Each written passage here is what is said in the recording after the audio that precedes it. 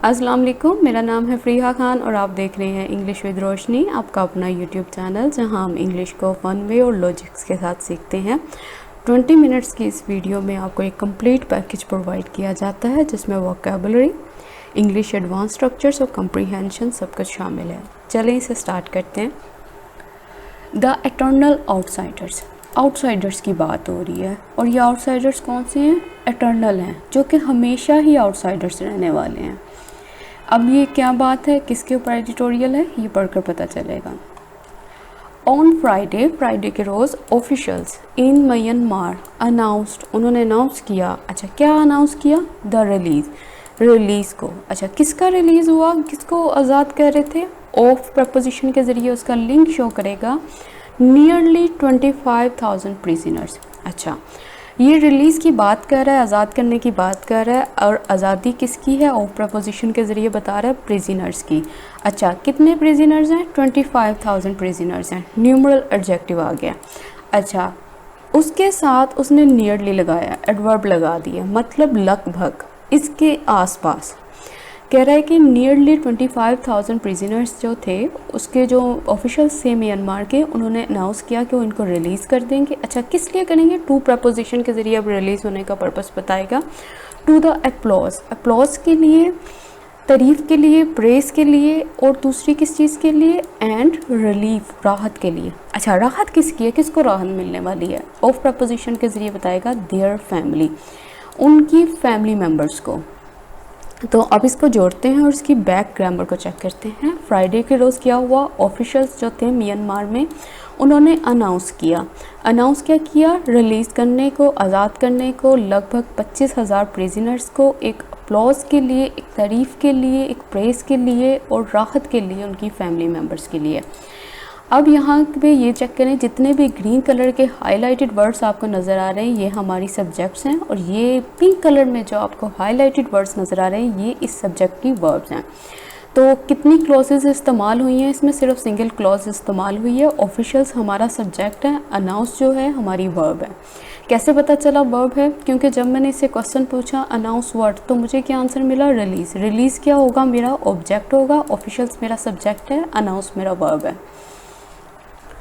President win mind said, जो president थे said, उन्होंने कहा। क्या कहा? अब ये पूरी की पूरी जो बात उसने कही है वो ये है। द पर्पस, जो मकसद, बिहाइंड किसके? बिहाइंड द लार्जेस्ट रिलीज़, ये जो बहुत बड़ी रिलीज़ की है ना 25,000 प्रिजनर्स की इन द कंट्री में, वॉज, वो थी, उसका जो पर्पस था उसकी बात कर रहा था। पर्पस वॉज, वो था टू ब्रिंग, लाना, क्या लाना? डिलाइट, खुशी। अच्छा, किसके लिए? टू प्रपोजिशन के ज़रिए बताएगा सिटीज़न के लिए। कहाँ के सिटीजन से? ऑफ प्रपोजिशन के ज़रिए बताएगा म्यांमार के। अच्छा, किस दिन ये सारा कुछ काम करना था? ऑन प्रपोजिशन के ज़रिए अब उस डे की बात कर रहा है। On their traditional new year, जो भी उनका ट्रेडिशनल न्यू ईयर का दिन था उस दिन वो खुशी लाना चाहते थे। तो अब इसको जोड़ते हैं। वो कह रहा है कि जो प्रेसिडेंट विन माइंड थे, उन्होंने कहा कि ये जो मकसद है इतनी बड़ी रिलीज़ का प्रिजनर्स की, उसका मकसद सिर्फ ये है कि वो खुशी लाना चाहते थे जो भी उनके सिटीजन्स हैं म्यांमार के, और वो भी उस ख़ास दिन पे जो कि इनका ट्रेडिशनल न्यू ईयर का था। अच्छा, अब इसके पीछे की ग्रामर को चेक करें। प्रेसिडेंट विन माइंड जो है ये हमारा सब्जेक्ट है, सेड उसकी वर्ब है। अब उसने जो बात हमें कही वो पूरी की पूरी अपने आप में एक क्लॉज है। ठीक है। अब वो जो क्लॉज है मतलब उसका अपना एक सब्जेक्ट है, उसकी अपनी वर्ब है। अच्छा, ये सब्जेक्ट आ गया। उसके बाद बिहाइंड प्रपोजिशन लगी हुई है। उसके बाद द लार्जेस्ट आया है जो कि कंपैरेटिव डिग्री है लार्ज की। किसको डिफाइन कर रही है, किसको मॉडिफाई कर रही है, किसके बारे में बता रही है? इस रिलीज़ के बारे में बता रही है। ऑफ प्रपोजिशन है, उसके बाद प्रिजनर्स की बात की हुई है, उसके बाद कंट्री आई हुई है। अच्छा, डिलाइट का मतलब क्या होता है? Great player. इसके लिए ग्ली वर्ड भी इस्तेमाल करते हैं, मतलब बहुत खुशी के लिए। अच्छा, ट्रेडिशनल न्यू ईयर क्या है? म्यांमार का जो न्यू ईयर होता है जिसको कहते हैं वो Thingyan, Burmese New Year, water festival. अच्छा, ये तीनों इसके नाम हैं, ये कुछ भी कहते हैं इस न्यू ईयर को। ये जो होता है न्यू ईयर इनका लास्ट होता है, कब तक चलता है? 13 से 17 अप्रैल तक हर साल। ये इतने दिनों तक ये इनका कंटिन्यू रहता है। तो इस चीज़ को याद रखिएगा, एग्ज़ाम्स में आ सकता है इस तरह का क्वेश्चन। जस्ट वन डे, सिर्फ एक दिन पहले, अर्लियर। जस्ट यहाँ पे क्या है? यहाँ पे एडवर्ब है जो कि बता रहा है एग्जैक्टली, प्रिसाइजली। कब? वन डे अर्लियर, ऐसे दिन की बात कर रहा है जो कि पहले है, एक दिन पहले की बात कर रहा है। हाउएवर, ताहम, 382 रोहिंग्या रेफ्यूजीज़, 382 रोहिंग्या रेफ्यूजीज़ की बात कर रहा है, वर रेस्क्यूड, वो रेस्क्यू किए गए, उनको बचाया गया था। यहाँ पे बचाने वाला कौन था? बाय प्रपोजिशन के ज़रिए बताएगा द कोस्ट गार्ड। अच्छा, कोस्ट गार्ड ने उनको रेस्क्यू किया था। ये गार्ड कहाँ के थे? ऑफ बांग्लादेश, बांग्लादेश के। उसके बाद फिर कोमा, उसके बाद कह रहा है एज, जैसा कि they were making their way towards Malaysia. अच्छा, किस तरह से? क्योंकि वो कह रहा है दे वर मेकिंग, वो बना रहे थे, क्या बना रहे थे? देयर वे, अपना रास्ता, टूवर्ड्स किसकी तरफ? मलेशिया, मलेशिया की तरफ।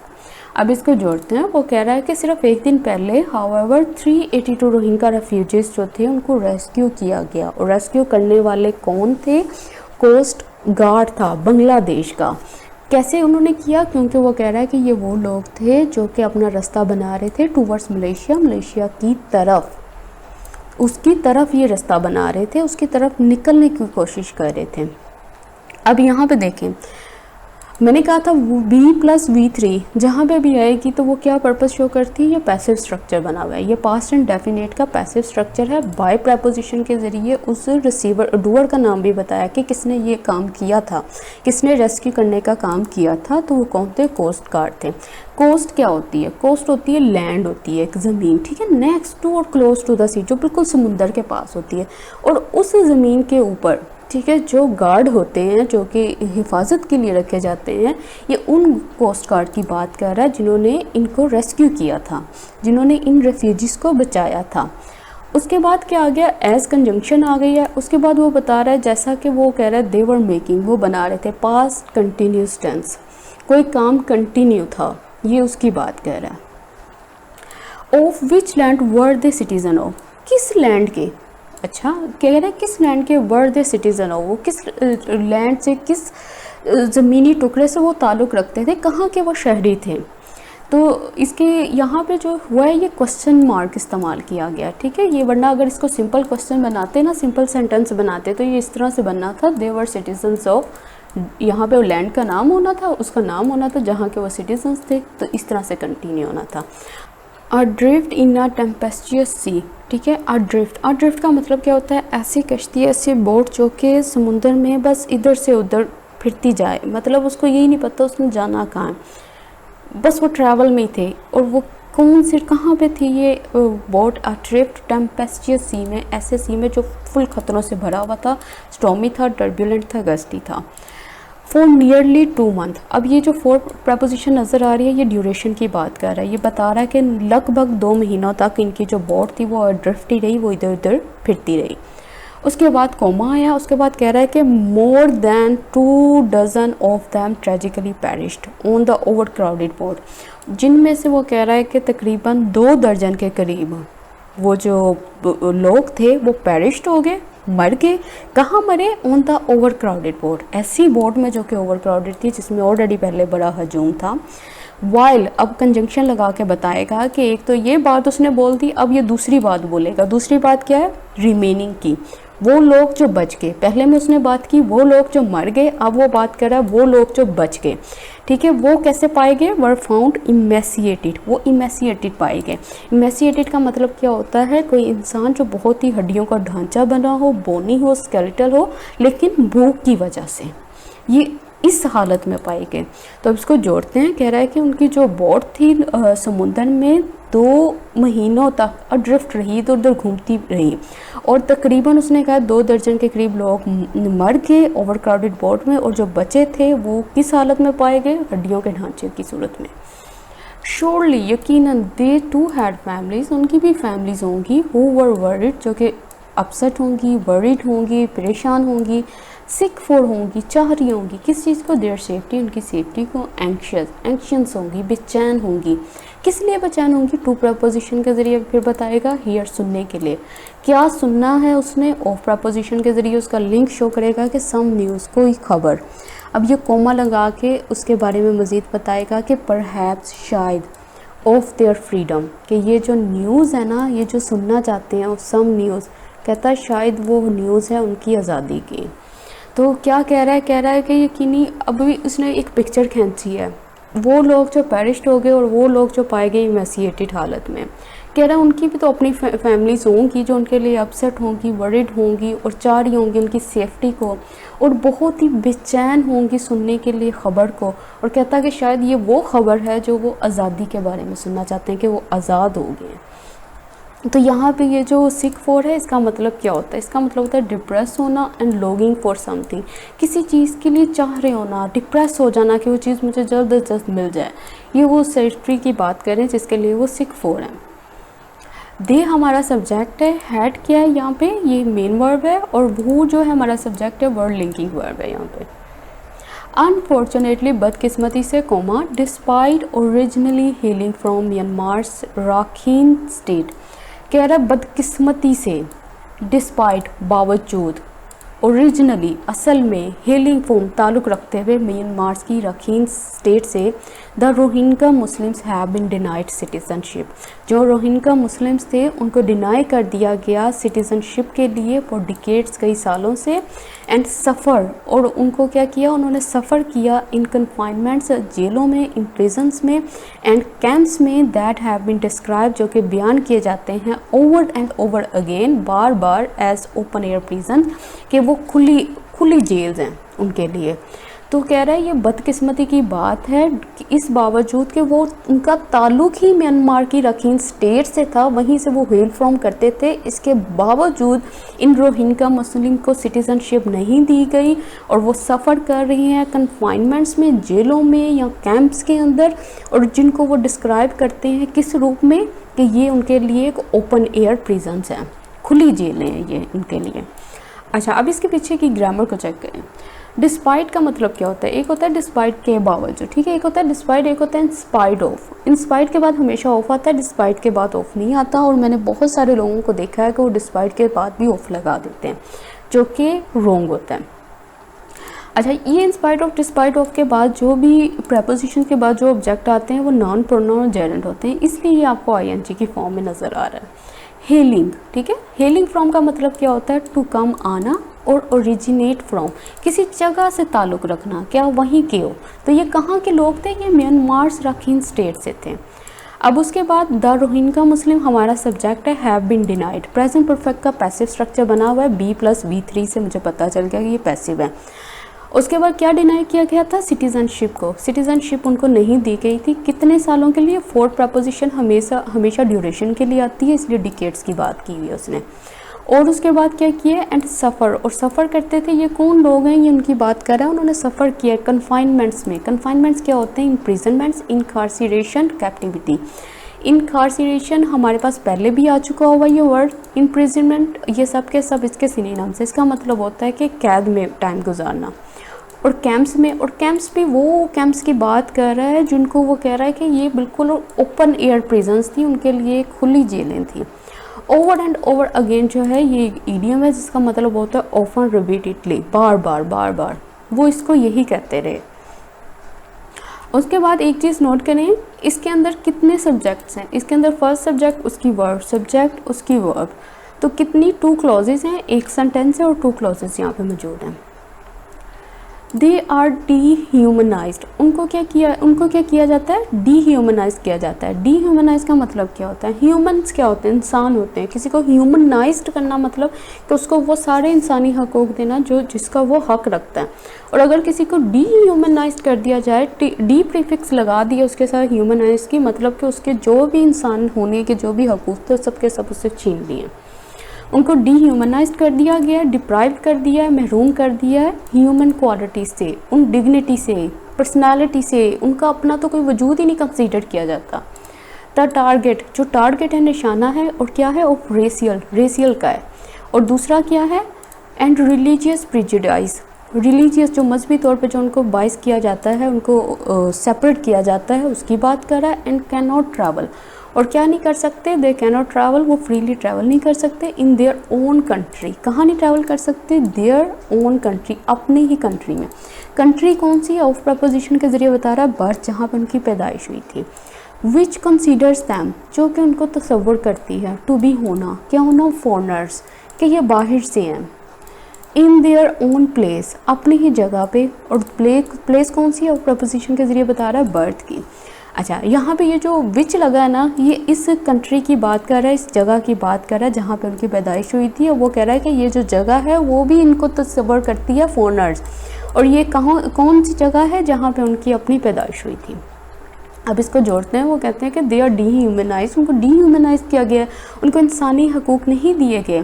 प्रीजुडाइज का मतलब क्या होता है, इसके साथ लगा हुआ है प्री का मतलब क्या होता है, पहले से ही।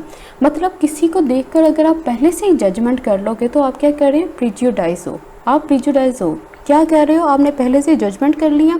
अब वो इंसान जो भी बाद में बोले, जो कुछ मर्जी करे, आपका फ़र्क नहीं पड़ेगा, आप ऑलरेडी अपनी जजमेंट करके बैठे हुए हो, आप बाइस्ड हो, आप हक पे नहीं हो।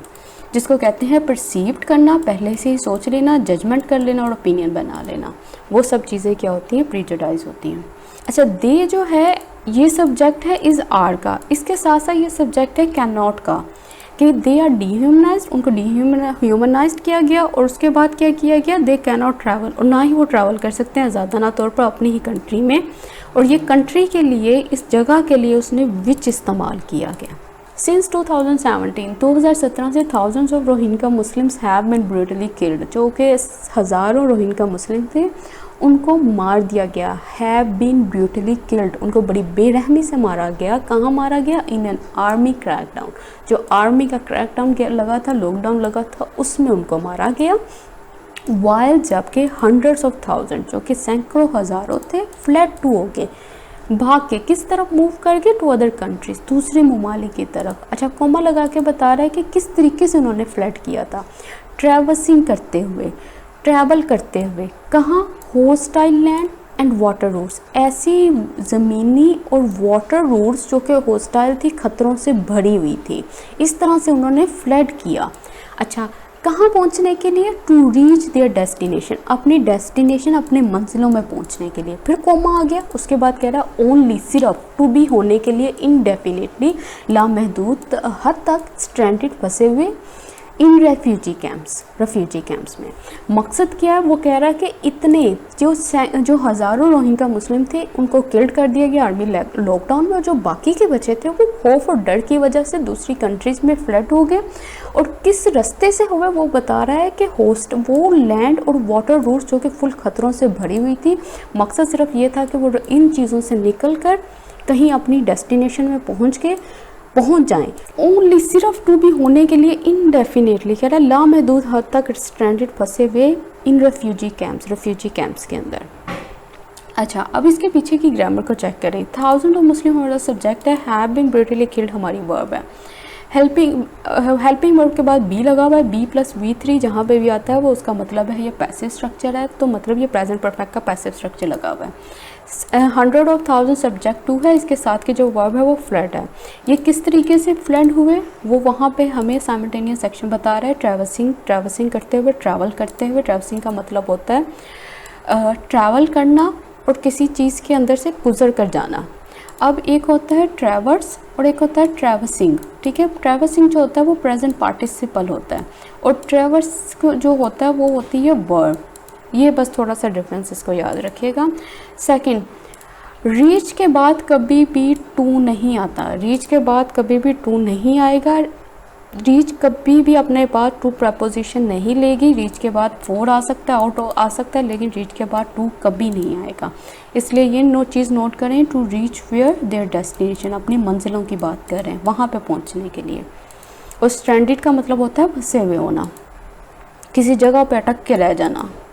फिर पिछले साल ऑफिशियल्स थे फ्रॉम म्यांमार, उन्होंने विज़िट किया कॉक्स बाज़ार को। इस जगह को उन्होंने विज़िट किया। ये जगह कहाँ पे है? इन बांग्लादेश में। अच्छा, ये जो विज़िट था इसका पर्पस क्या था? टू प्रपोजिशन के ज़रिए बताएगा। टू एनकरेज करने के लिए रेफ्यूजीज़ को। अच्छा, किस चीज़ के लिए एनकरेज करना था? टू बिगिन, वो शुरू कर ले, रिटर्निंग को, वापसी को। कहाँ की वापसी? होम, घरों की। वॉलंटियरली, मतलब अपनी मर्ज़ी से।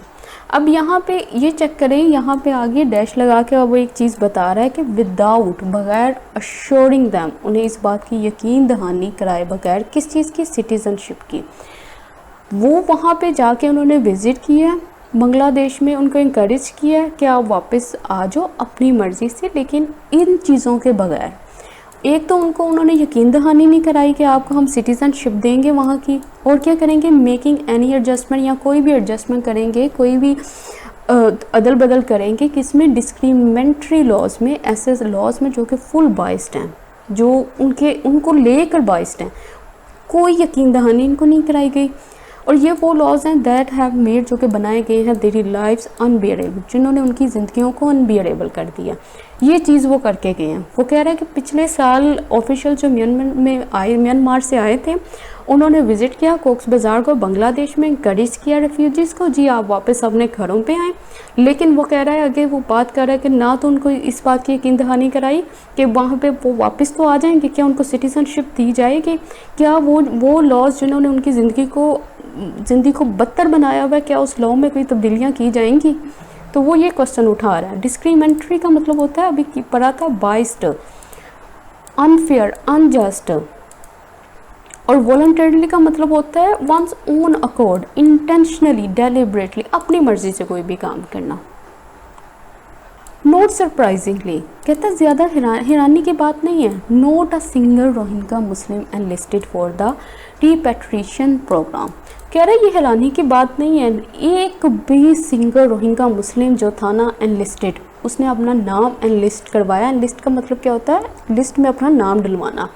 किस लिए, फॉर द रिपैट्रिएशन प्रोग्राम, वो प्रोग्राम जो कि वतन वापसी का था। ज़ाहिरी बात है, जब आप ये इनमें से फ़ायदा ही क्या वहाँ पे जाने का दोबारा। कहता है इसमें कोई हैरानी की बात नहीं है कि किसी भी सिंगल रोहिंग्या, एक भी रोहिंग्या मुस्लिम नहीं था जिसने कहा हो कि मैंने जी इस प्रोग्राम में अपना नाम दर्ज करवाया हो। प्रोग्राम क्या था, रिपैट्रिएशन का। रिपैट्रिएशन का मतलब होता है वतन वापसी। Myanmar must grant citizenship. अब वो सॉल्यूशंस प्रोवाइड कर रहा है यहाँ पे एट द एंड पे ना, कह रहा है कि म्यांमार को ना ग्रांट करना चाहिए, करना चाहिए सिटीजनशिप को टू इट्स रोहिंग्या पॉपुलेशन, जो उनकी रोहिंग्या पॉपुलेशन को सिटीजनशिप तो दो, एज जैसा कि आप फर्स्ट स्टेप टूवर्ड्स, किसकी तरफ, कह रहा है के रूप में, एक पहले कदम के रूप में। और कदम किस तरफ है, टूवर्ड्स लगा के बता रहा है, towards according them basic human rights, किसकी तरफ है, उनके मुताबिक जो उनके बेसिक ह्यूमन राइट्स है उसकी तरफ, डिग्निटी की तरफ एंड सिक्योरिटी की तरफ। क्या बात हो रही है, बात ये हो रही है कि म्यांमार जो है उनको ग्रांट करो सिटीजनशिप, और ये पहला स्टेप है। पहला स्टेप है एक बेसिक ह्यूमन राइट्स का, डिग्निटी का और सिक्योरिटी का। एंड उसके बाद कह रहा था इंटरनेशनल कम्युनिटी मस्ट कंटिन्यू, जो भी इंटरनेशनल कम्युनिटी है मस्ट कंटिन्यू, उसको कंटिन्यू करना चाहिए। क्या कंटिन्यू करना चाहिए, टू पुट प्रेशर, रखें उसके ऊपर प्रेशर, किसके ऊपर, ऑन द कंट्री, मुल्क के ऊपर, टू डू सो, ताकि वो ऐसा करें, उनके लिए आवाज़ उठाएं कि आप इतना तो कर सकते हो कि जो इंटरनेशनल कम्युनिटीज़ हैं जितनी भी, उनको प्रेशराइज करना चाहिए इस कंट्री को, ताकि वो अपने रोहिंग्या मुस्लिम्स को, अपनी रोहिंग्या पॉपुलेशन को सिटीजनशिप दे सकें। आज का एडिटोरियल इतना डिफ़िकल्ट नहीं था, सिंपल था, सिंपल लाइंस इस्तेमाल की गई थी, तो समझने में कोई प्रॉब्लम नहीं हुई होगी। तो प्लीज़ मुझे कमेंट सेक्शन में ज़रूर बताइएगा आपको वीडियो कैसी लगी। इसके साथ ही मुझे इजाज़त दें, अल्लाह हाफिज़।